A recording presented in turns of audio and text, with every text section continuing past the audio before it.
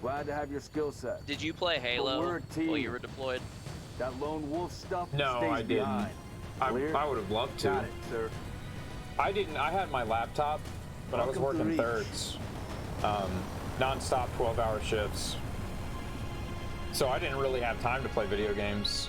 I think I just surfed the web on my phone all the time when I was off shift. Yeah. So, okay, what was your favorite thing about the military? I don't know, this is gonna sound kind of sadistic, but it was funnier because, like, in the army, it's so stupid and simple that, like, if you mess it up, listen up. all you've proved is that you're stupider than everybody else. And so we have right by judgment to make fun of you for that endlessly until you are too embarrassed, so embarrassed that you get it right, or you're so embarrassed that you get mad at everybody else. So, dang. I will never forget when Chief Jarby, we had to go to the field one time, and he tried to keep us from going to the field. He tried so hard to keep us from going to the field because he needed us in the office doing our intelligence jobs. But ultimately, the company won out, and the company commander and the first sergeant, they won the luck of the draw. And so he came into the office and was like, guys, I tried to keep you out of this. I need you here, but ultimately you're going to the field. I just want you to know that the officers out there are going to be suffering more than you, and just take pride in that and allow that to get you through the week. And I was like, dude, you're a Sith Lord. And he had a picture of, like, Darth Vader up in our office. So I was like, yeah, I see where you're getting that from. That's awesome. I don't know. There were some really, really horrible ways of getting through the hard stuff, which I do not recommend at all. But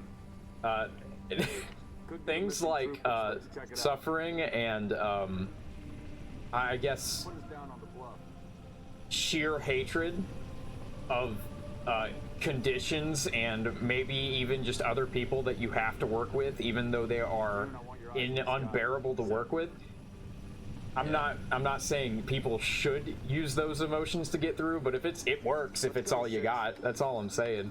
Yeah. And that is a lot of, all we had is coffee and just, like, self-loathing and just hating everybody else. But you hated the other person so much but you knew you had to work with them. So you worked with them to get shit done because there wasn't any other option. You wanted to go home and sleep in your own bed. Like, yeah. At the end of the week, or the few weeks, or month. Depending on our training. Now, how would you describe your, like, boot camp experience? Like, was it shocking when you got there, coming from, you know, here in your civilian life before the military? I mean, as soon as I got on the plane, I was like, fuck, I've really committed to this. I was like, oh my god, what have I done? Like, and then when we got on our, I remember when we got there, they were, like, yelling at us so much to, like, throw all our shit in, like, a certain bucket, and I accidentally threw my phone in there, and I had to, like, sneak out and grab it as fast as I possibly could. And oh, wow. So I could actually, like, write the family, like, text messages before I put it in a bag, sealed it up, and basically gave them 4 months of my life to yell at me until I understood what they were saying. That's how it was. Did you see any big guys that looked all tough cry? No, I saw a big guy quit, though. Oh, dang. I saw 2 big dudes quit, like, immediately.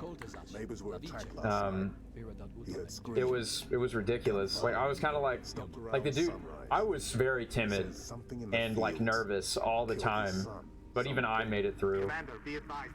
So I was like, those dudes quit, they weren't cut out for this at all. You know, I bet, like, underlying, they just couldn't be told what to do. That was the issue. Yeah. Noble team, double time it. Because you get so conditioned to just be told what to do. I think that's one of the things that's hard about coming back home is, like, you're so used to somebody telling you what to do. When you come home, you don't have that anymore. So, like, it's really easy to, like, fall into, like, really, like, toxic situations where people are taking advantage of that specifically. We've got Yeah. because you're used to it. It's not you don't know any better. You're just used to that being told what to do. That you just give somebody that authority over you.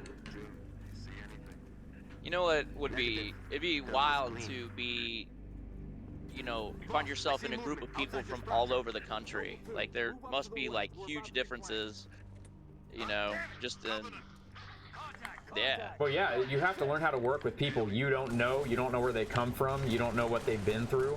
And now you're being told Right. that you have to lay down, you know, and cover like a firing position with some guy you don't even know anything about him, or some lady. So you kind of just have to like. It's weird. I guess it's the way like you struggle with your own family, right? I'm dead, by the way. There we go. You know, like, what's the saying? Like, I'll talk shit about my family, but you're not allowed to talk shit about my family. Right. Right. It's the same thing. The military is the same way. It's a big family. So it's like, hey, you can talk shit about my brother and sister in arms, or I can talk shit about my brother and sister in arms, but you can't.